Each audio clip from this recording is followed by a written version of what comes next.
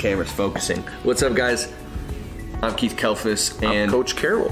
Yeah, this is Coach Carroll, and this is part 3 of the 3-part video interview series that he's talking about, how to grow a 7-figure business and this changing your worldview and letting go so you can hire and delegate to other people. 7, 8, 9, 10-figure business. It's all universal knowledge that you have to know. It's like taking out the middle of the encyclopedia. It's not going to be an encyclopedia anymore. Mm-hmm. So these are the things that I've just learned over the past decade. And listen, there's still things I don't know, right? Like that's really, we didn't even talk about that in the interview. I'll give it to you now. You have to remain a student. You have to stay learning or you're done, man. The moment you think you've got it all figured out, you start your decline. So yeah, but you're here. So hit the subscribe button for this guy, by the way. Yeah, and check out Coach Carroll too. I'll put links in the description below for his podcast and his YouTube channel, Instagram, all of that. And you got to follow him. He just really is a great trusted advisor to me as well. And make sure if you haven't seen the other videos, the other parts of the interview, you have to go back and watch them. I'll put links in the description below so it'll make sense. And then also the podcast, Untrapped Podcast. KeithKelfus.com / what's your podcast? The Sales Factory. But most importantly, this is like the last part. So I want you to leave a comment below. I want to know what your biggest takeaway is out of all 3 parts. So If you haven't watched the other 2, go back and get them as well because they're fire. We literally could charge thousands of dollars for this 3-part series because I've invested thousands of dollars to be where I'm at. Tens of thousands. Keith's the same way. But I want to know, what was your biggest takeaway, and what's a question that we didn't answer? That way we know in the next video series that we do, we'll have some fodder to be able to chew on a little bit. I love it. And with that being said, enjoy the interview. Take care, guys. All right, man. So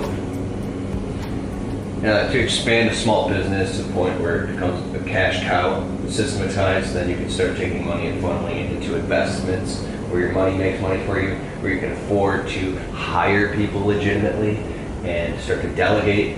See, one of the things that stops small business owners or self-employed guys from getting to the next level is man-hour rate, profit margins, enough profit margin to be able to hire the right people and to start to delegate without the fear of, oh my God, this is going to make me broke. So you're not running around trying to do everything yourself, because when the money's coming in, just peel it off and start hiring people and delegating. So what does that look like? Things you should start saying no to or raising prices on or get rid of altogether? What did you have to do in your journey to start making those necessary changes so you could say, hey, this makes me money, this will allow me to do this, but this doesn't. And this has got to go or it's got to change. Talk about that.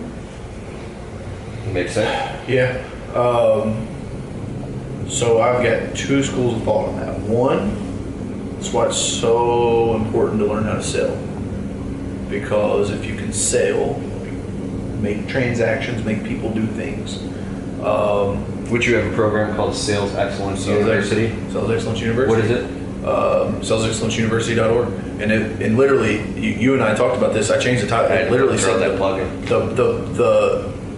It's the number 1 program online to become excellent at selling. Because it's me. It's all me. I tell you exactly what I did to grow my landscaping business. And the majority of it's phone calls. Like, just pounding on the phone. Here's where most people screw up. Is that they come up with all these reasons why they can't grow, they can't expand, but they don't take enough action on the sales side. They think that their job is to do the work. Your job, number 1 job, is to get the work. And to get the work at profitable prices. Because a lot of people will, it's easy to get work if you're the lowest guy or if you're doing it cheap. But you have to have profitable. And the other thing is, like, start with the end in mind. What do you want to do? Like, yeah, I want to go save the world, make a dent in the universe, name for 200 years. But that's not for everybody, and I know that. That's not lost on me. A lot of people are like, bro, I just don't want my family to want for anything. I want I want to take care of my kids. I want to be comfortable, yada, yada, yada.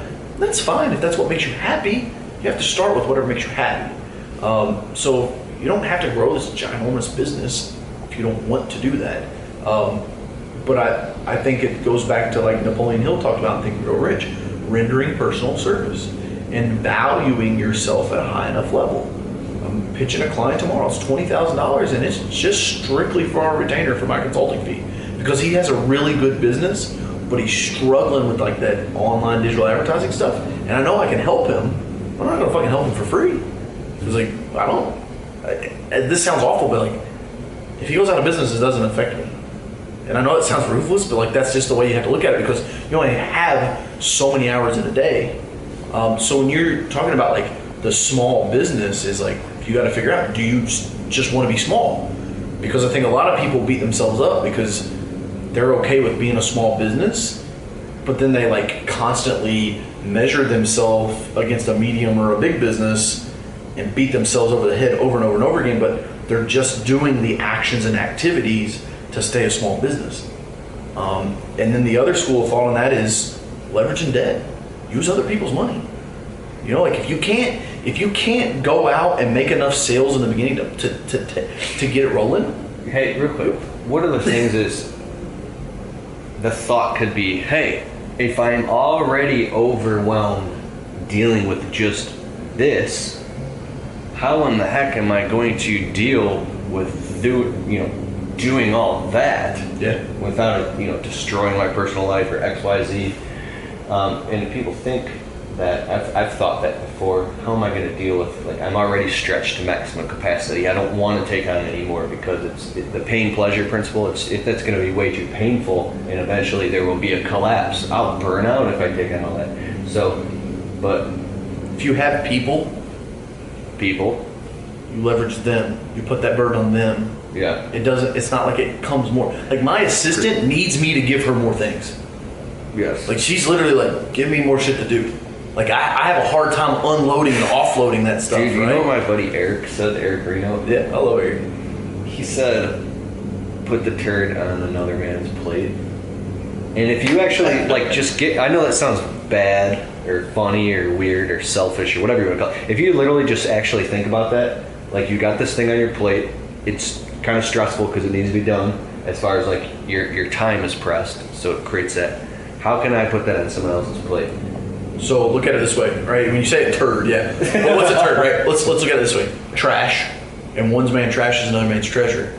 So I know that if it may be trash to me, gumping me up inside, blah, blah, blah, but if I give it to my assistant, now she has something that she can be excellent at doing, which is one of our new core values. She can be excellent at it, which then allows her to, like, prove to me, like, damn, she's really, really good. I'm going to give her more money now because it made my life better, and now I'm making her life better. So it's the perspective that, like, you just got to have of this person in your business can probably do the job way better than you can. Why not give it to him? Like, why hold it? Why keep it back? Like, I don't know. See how I'm yawning? It's because I'm integrating me just talking to you right now. Like, yes, confirmation. This is the... Or I'm just pouring your shit out of it. In my business, I'm down to doing 10% of the physical work, and the rest is drumming up work. And now delegating most of the all the inbound phone calls to a calling center, which is that's awesome. And then having a secretary deal with the paperwork and the invoices and the management of following up to that. Absolutely. And then delegating all the physical work, most of it, to my guys in the field. And still, now I need to get completely out of the field and put people in place. And the only thing that's stopping that is the man-hour rate, and then my fear of putting other people behind on my insurance policy to drive my trucks and vehicles. Let's talk about. I need to just cut the. Let's talk about man-hour rate, because I literally just had this conversation with the guy that's over all my window cleaning stuff the other day, and he was like, "What's that mean?" And I was like, "What'd you bill out?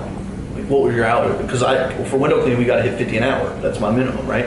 And he was like, "Oh, you mean like," and he gave me some formula. I was like, "No, that's not it at all." So I think it's important that people understand your man-hour rate is literally how much did you bill out for the hour, and how many men were working in that hour, right? So like if it's $100 and you had 2 people on site for an hour, that's $50 per man hour. Yes. And you have to know how to track that. There's certain metrics that you have to know how to, and that's another thing. I think a lot of guys don't grow just because they don't know how to look at their fucking numbers. You're not taught, like, there's no handbook on how to be in business. Like, they don't, unless you want to go to college, but 9 times out of 10, if you're going to go to college and learn business, you're going to work somewhere. I really think the minute you decide, I'm not doing that anymore, somebody else, I'm hiring or having somebody else do that, and the responsibility gets filled, it literally just comes down to a decision. That's it. And then not retreating from that decision. Yeah. Because things are going to happen, right? Like in my business, when every time there's a fire, I keep jumping in to put out the fire. Yeah, for sure. I'm a fireman. Yeah, you're like, damn knucklehead, I'll just do it. You're get out of here, right? Like I'll take it back because I can do it better than you can do it. Yeah. But the thing is, someone else doing it at 80% is better than you doing it at 100. Yeah. And another thing I've learned is we've got hired a bunch of virtual assistants now and a project manager going. So and my wife is doing the project management, which is really cool. I want in the internet business and also with all the social media, which is really cool. And even now, it's interesting to watch my growth. And my wife will say, "Well, I could just do that thing on Instagram," and I'll be like, "No. We have to hire somebody to curate the Instagram content." Yeah, but it's going to be $15 or $20 an hour, but.